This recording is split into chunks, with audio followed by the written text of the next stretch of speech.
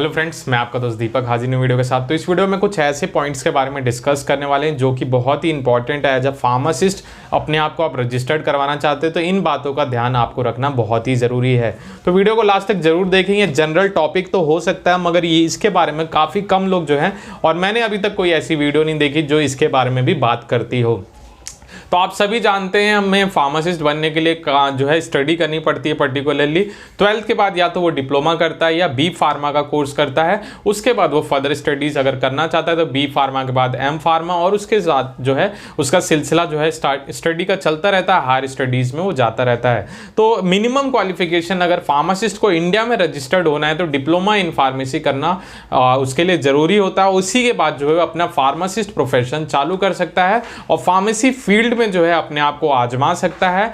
वो क्या government sector होता है, प्राइवेट सेक्टर हो सकता है, किसी इंडस्ट्री में जा सकता है और अपनी जो है खुद ही जो है वो एक ऑनर बन सकता है केमिस्ट या ड्रग स्टोर का। तो काफ़ी सारी अपॉर्चुनिटीज़ तो होती हैं मगर मिनिमम क्वालिफिकेशन हमें डिप्लोमा इन फार्मेसी करनी पड़ती है, जो कि आफ्टर 12th साइंस बैकग्राउंड के स्टूडेंट हैं वही कर पाते हैं। तो साइंस बैकग्राउंड में फिजिक्स, केमिस्ट्री, मैथ, बायो हो, और कई केसेस में कई स्कूल्स जो है इंडिया के वो फिजिक्स, केमिस्ट्री, बायो देती है, फिजिक्स, केमिस्ट्री, मैथ। तो किसी भी तरीके से आपने स्टडी कर रखी हो, साइंस बेस्ड आपका जो है बेस होना चाहिए। उसके बाद जो है अगर आप गवर्नमेंट कॉलेजेस में जाना चाहते हैं तो CUT के एग्जाम्स होते हैं, उनको जो है अगर आप क्वालिफाई करते हैं रैंक के हिसाब से आपको गवर्नमेंट और प्राइवेट कॉलेजेस मिलते हैं। तो ये बेसिक चीज़ें तो सभी को पता होती हैं। कुछ कॉलेजेस जो हैं डायरेक्टली एडमिशन भी लेते हैं, तो हमें किन कॉलेजेस को प्रीफर करना चाहिए वो आप सभी जानते हैं कि गवर्नमेंट कॉलेज की जो प्रिविलेज है वो इंडिया में आज भी बहुत ज़्यादा है। वहाँ पे स्टडी का माहौल कम होगा मगर जो है उसकी एक रेपुटेशन है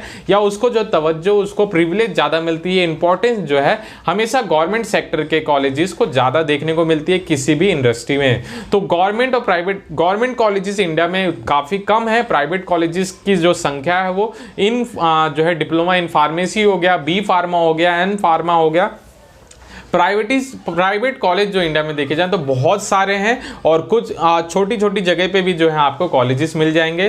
तो आपकी सबसे पहली प्रेफरेंस होनी चाहिए कि आप गवर्नमेंट कॉलेज से जो है डिप्लोमा इन फार्मेसी अगर आप कर रहे हैं तो उसको प्रीफर करना चाहिए। तो जितने भी गवर्नमेंट कॉलेजेस हैं आप इंडिया के, वो बाकायदा आप जो है उनकी लिस्ट बना सकते हैं। किस स्टेट से अपनी डिप्लोमा कंप्लीट करना चाहते हैं, कौन सा स्टेट आपके घर के करीब है और क्या आपके जहाँ पे आप रहते हैं उसी के आसपास कोई गवर्नमेंट कॉलेज है। तो इन सारी जो चीज़ों को आपको बकायदा अपनी सेल्फ नॉलेज से जो है खंगालना चाहिए और जो है जो इस बारे में ज़्यादा अवेयर है उनसे जो है इस बारे में जो है सलाह लेनी चाहिए। तो ये तो हमने जान लिया कि डिप्लोमा इन फार्मेसी हो गया, वो जो है मिनिमम क्वालिफिकेशन तो इतनी चाहिए होती है। अगर वो रजिस्टर्ड फार्मासिस्ट बनना चाहता है इंडिया में तो उसको डिप्लोमा इन फार्मेसी करनी चाहिए। और कहाँ से करनी चाहिए वो भी आपको पता लग गया कि गवर्नमेंट कॉलेजेस को ज़्यादा प्रीफर करनी चाहिए। तो डिप्लोमा इन फार्मेसी जो है 2 साल का जो है कोर्स होता है और उसके बाद जो है इसमें ट्रेनिंग का भी सेशन इंक्लूड होता है। और ट्रेनिंग जो है आपकी एकेडमिक स्टडी है उसके बाद आपको 3 महीने की ट्रेनिंग या 5 आवर्स की ट्रेनिंग करनी पड़ती है। तो हमारा जो मेन टॉपिक है वो है ट्रेनिंग के ही बारे में।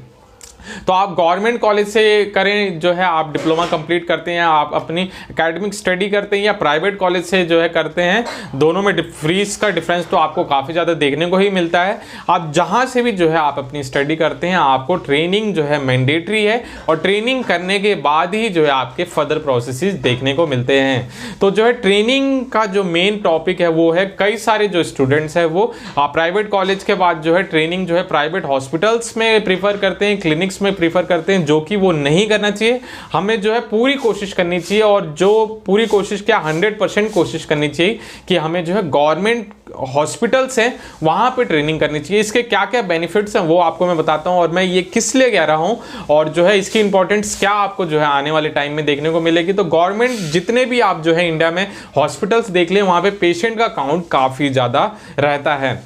और एज अ फार्मासिस्ट आप फ्रेशर जो हैं चीज़ों को जान रहे हैं, देख रहे हैं, समझ रहे हैं मेडिसिन का, तो आपको जो है ज़्यादा से ज़्यादा लोगों से एक्सपोज होना चाहिए, ज़्यादा से ज़्यादा पेशेंट से ज़्यादा से ज़्यादा डिस्पेंसिंग स्किल्स जो है आपको सीखनी चाहिए। और ये सारी जो चीज़ें हैं, ये सारी जो बेनिफिट्स है आपको एक गवर्नमेंट हॉस्पिटल में ही देखने को मिलते हैं, क्योंकि वहाँ नंबर ऑफ पेशेंट्स की जो क्वान्टिटी है वो काफ़ी ज़्यादा होती है और उनकी मेडिसिन भले कॉमन हो, हर पेशेंट में जो है अलग अलग स्पेशलाइजेशन में कुछ ही मेडिसिन होती हैं वो कॉमन देखने को मिलती है, मगर आपकी जो फ्रीक्वेंसी है डिस्पेंसिंग की और एक तरीके से जो सेंस ऑफ ह्यूमर जो चाहिए होता है डिस्पेंसिंग के लिए, पेशेंट कैसे काउंसिल किया जाता है, कैसे बताई जाती चीज़ें, वो आप जो है वहाँ पे ज़्यादा एक्सप्लोर कर पाते हैं, ज़्यादा समझ पाते हैं, ज़्यादा सीख पाते हैं। अगर आप गवर्नमेंट कॉलेज जो है, गवर्नमेंट हॉस्पिटल हो गया, क्लिनिक हो गया, हॉस्पिटल्स को प्रीफर करना चाहिए। वहाँ पे अगर आप अपनी ट्रेनिंग करते हैं 3 महीने की या 500 आवर्स की, तो वो बहुत ज़्यादा आपको बेनिफिट आने देखने को मिलता है और इसी चीज़ को प्रीफर करना चाहिए। तो काफ़ी सारे बच्चे जो हैं अभी जो है उनके फाइनल एग्जाम्स खत्म हो जाएंगे सेकेंड ईयर के, उसके बाद उनको ट्रेनिंग करनी पड़ेगी।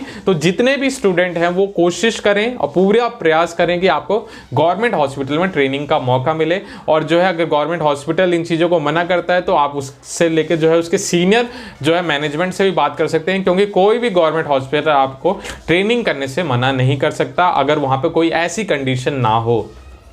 तो कभी भी हमें ट्रेनिंग जो प्रीफर करनी है और करने की कोशिश जो है, हमें पूरी कोशिश करनी है कि हम गवर्नमेंट हॉस्पिटल में ही अपनी ट्रेनिंग जो है आफ्टर डिप्लोमा एकेडमिक स्टडी के बाद जो है 3 महीने की जो ट्रेनिंग सेशन होती है उसको हमें गवर्नमेंट हॉस्पिटल में प्रीफर करना चाहिए, क्योंकि उसके बेनिफिट जैसे मैंने आपको बताया, नंबर ऑफ पेशेंट्स आपको ज़्यादा मिलेंगे, तो आप काउंसिल जो है एक तरीके से समझेंगे, प्रिस्क्रिप्शन को कैसे रीड करते हैं, क्या क्या जो है उसके लेफ्ट हैंड साइड में दिया जाता है, क्या राइट हैंड साइड में दिया जाता है, कैसे पेशेंट की डिटेल होती है, पार्ट ऑफ द प्रिस्क्रिप्शन आपको बहुत ज्यादा देखने को मिलते हैं। और ये सारी चीजें आपको एक वेल स्टेब्लिश्ड और एक वेल सेटल्ड माइंड जो है फार्मासिस्ट का जो चाहिए होता है, और एक एक्सपर्टीज और एक जो है आपका सेल्फ कॉन्फिडेंस भी बूस्ट होता है। और यही सारी चीजें जो है आप फर्दर स्टडी जो है जॉब में जाते हैं तो ये सारी चीज़ें काफ़ी ज़्यादा मदद करती हैं और वहाँ पे आप इन चीज़ों को बेहतर और बहुत जल्दी जो है एक्वायर कर पाते हैं अगर आप जो है गवर्नमेंट हॉस्पिटल से जो है अपनी ट्रेनिंग कंप्लीट करते हैं। तो जितने भी जो है अभी सेकेंड ईयर के एग्जाम्स के बाद जो है आप ट्रेनिंग में जाएंगे तो सभी को जो है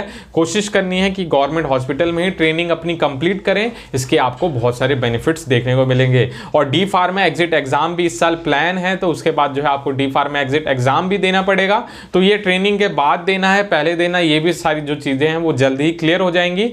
मगर जो है आपको ट्रेनिंग कंप्लीट करने के बाद ये एग्जाम भी जो शेड्यूल है 5 और 6 अक्टूबर को आई थिंक जो आपका एकेडमिक सेशन उससे पहले ही खत्म हो जाएगा और ट्रेनिंग का भी आपको मौका जल्दी मिल जाएगा। और आपका डी फार्मा एग्जिट एग्जाम भी होना है, जो भी 2022 से लेकर 24 तक के स्टूडेंट हैं उनको जो है डी फार्मा एग्जिट एग्जाम देना है। तो सभी को जो है मैं आपको सभी को जो है कहूँगा कि आप अच्छे से प्रिपेयर करें डी फार्मा एग्जिट एग्जाम की। और ट्रेनिंग जो one of the important point है वो गवर्नमेंट हॉस्पिटल से ही प्रीफर करें, वहाँ से चीज़ों को एक्सप्लोर करें, समझें मेडिसिन के बारे में, सॉल्ट के बारे में। और कई जगह जेनरिक मेडिसिन भी देखने को मिलती है, तो जेनरिक सॉल्ट्स उसके यूजेस आपको काफ़ी सारी चीज़ें जो है गवर्नमेंट हॉस्पिटल में देखने को मिलती है। तो यही मैं आप सभी से जो है आपको बताना चाहता था और इन्फॉर्म करना चाहता था, जो मेरा एक्सपीरियंस रहा है वो आपको मैं शेयर करना चाहता था। ये आपको कैसी लगी वीडियो जरूर बताएगा, वीडियो अच्छी लगे तो लाइक करें, अपने दोस्तों के साथ इस वीडियो को शेयर करें, डी फार्मा ऑफिशियल चैनल को सब्सक्राइब करें और ये चैनल आपकी जर्नी में काफ़ी ज़्यादा मदद करेगा। तो इस चैनल को जरूर सब्सक्राइब करके बेल का आइकन दबाएं। काफ़ी सारी इन्फॉर्मेशन में जितनी फार्मासिस्ट बेस्ट पॉसिबल इंफॉर्मेशन हो सकती है, जो बेनिफिशियल हो सकती है, वो सब मैं आपको शेयर करता रहता हूं टाइम टू टाइम। तो आज के लिए बस इतना ही। हरे कृष्णा, धन्यवाद।